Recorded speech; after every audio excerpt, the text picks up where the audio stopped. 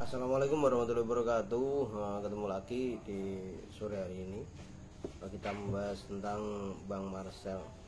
Sebelumnya ada beberapa orang yang tanya ke saya, apakah Bang Marcel itu orang hebat atau dia hanya pesulap biasa? Kalau saya mengamati dari apa yang diutarakan atau diekspos di video, itu Bang Marcel itu memang orang hebat.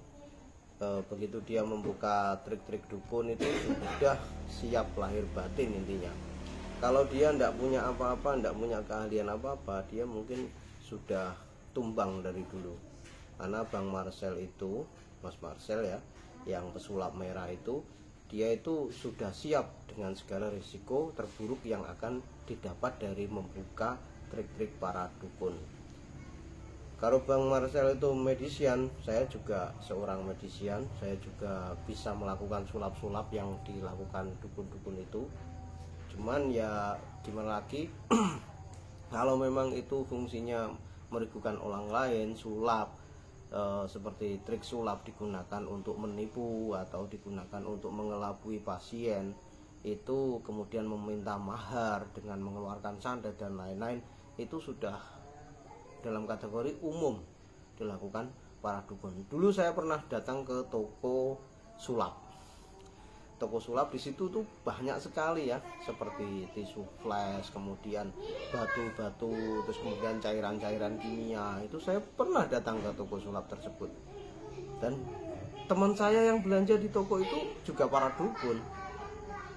Cuman kalau saya belanja hal yang seperti itu, saya gunakan untuk perform, untuk sebuah pertunjukan kecil.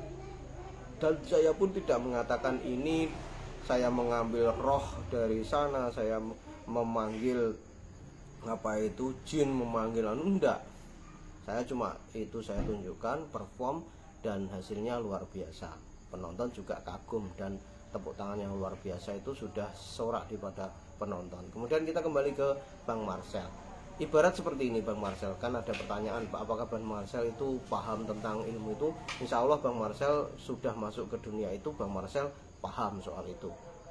Kemudian seperti halnya gini, kita jago dalam ilmu bela diri, kita mendatangi padepokan untuk berduel dengan para pendekar-pendekar, itu berarti kita sudah siap lahir dan batin dan siap segalanya dalam segala urusan, dan kuat dalam hal hukum, dalam fisik dan seterusnya sudah dipahami.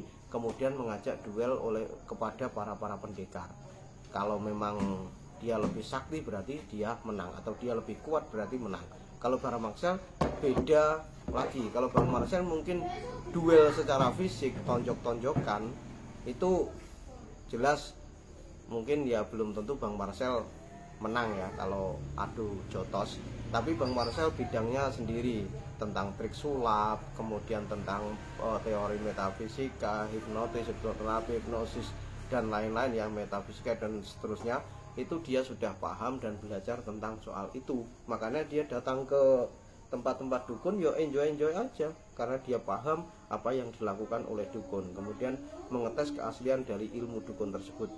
Kalau memang ada santet itu ada yang tidak bisa dinalar, ada seperti gelas masuk dalam perut itu ada, gelas dikonversi masuk ke dalam perut, dikecilkan kemudian dibesarkan lagi ya, seperti itu ada ilmu seperti itu. Dan Bang Marcel pun juga mungkin paham soal apa itu ilmu yang seperti itu ada, tapi dia tahu rahasianya, tahu ilmunya lah, seperti santet dan lain, tenun dan lain-lain. Kemudian yang Bang Marcel itu datang ke dukun, kemudian mengungkap rahasia dukun, ingin mengungkap kebenarannya. Jika dicontohkan tadi kelapa itu benar-benar ada benda yang masuk dalam kelapa dan seterusnya, dan keris-keris dan seterusnya, alat-alat sulap digunakan dan trik sulap digunakan untuk pengobatan atau perdukunan, itu Bang Marcel jika itu memang benar, dia berani membuktikan. Yang didatangi itu berani membuktikan. Pesan saya bagi yang dukun-dukun yang sudah terbongkar triknya, lebih baik minta maaf. Jangan ngeles terus mencari banyak alasan, 1000 alasan, kemudian nanti yang rugi jenengan sendiri. yang rugi jenengan sendiri karena itu sudah mengelabui seseorang.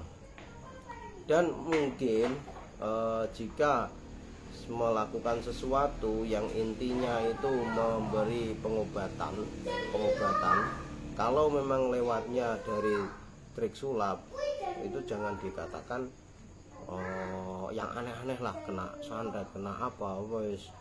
Karena sebagian pasien sembuhnya ya melalui trik itu, tapi dengan trik itu terus kemudian meminta mahar yang sangat banyak, itu ya sangat merugikan bagi pasien. Udah habis-habisan, uangnya habis, hartanya habis untuk mengobati lukanya, untuk mengobati bebannya, ternyata masuk ke dunia perdukunan malah habis semuanya. Jadi seperti itu ya. Bagi yang sudah terbongkar triknya, ya lah minta maaf, kemudian tabayun yang baik, kemudian tidak mengulangi hal yang sama.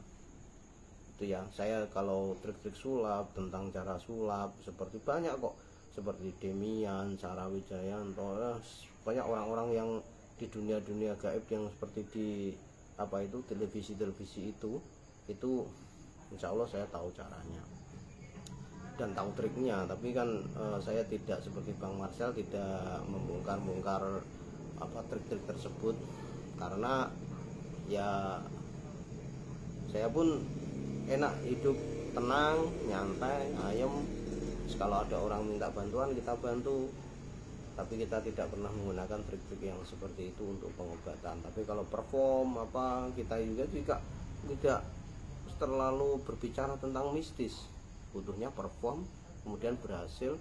Pernah sesekali ya kita perform hipnotis banyak orang waktu di pertunjukan kemah atau pertunjukan apa, kemudian ada beberapa orang yang minta diruqyah, kita juga ruqyah untuk menyembuhkan penyakitnya. Dan secara alamiah orang itu yang terkena apa, jiwanya itu ada jiwa seperti pernah kena apa itu bisa menjadi, bahasanya bisa seperti orang kesurupan, terus ditanya jawab dan seterusnya. Itu sifat alamiah orang tidak pernah belajar itu pun kalau diruqyah atau diberi hipnotis secara magic, hipnotis yang sifatnya spiritualis, itu biasanya akan keluar hal-hal yang ada di dalam dirinya. Bisa dikatakan kalau orang istilah umum adalah sebuah kodam. Oke, pertanyaan kembali ke pertanyaan awal, apakah Bang Marcel orang hebat? Ya hebat. Apakah dia tahu tentang ilmu-ilmu itu? Ngopinya kurang jauh?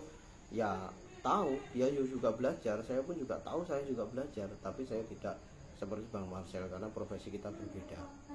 Terima kasih sudah menonton, terima kasih sudah menyimak. Semoga tidak salah paham dan lebih cerdas, karena mencerdaskan kehidupan bangsa, ya utamanya bangsa Indonesia, itu wajib bagi kita, bagi orang yang berpendidikan. Terima kasih, sehat selalu. Assalamualaikum warahmatullahi wabarakatuh.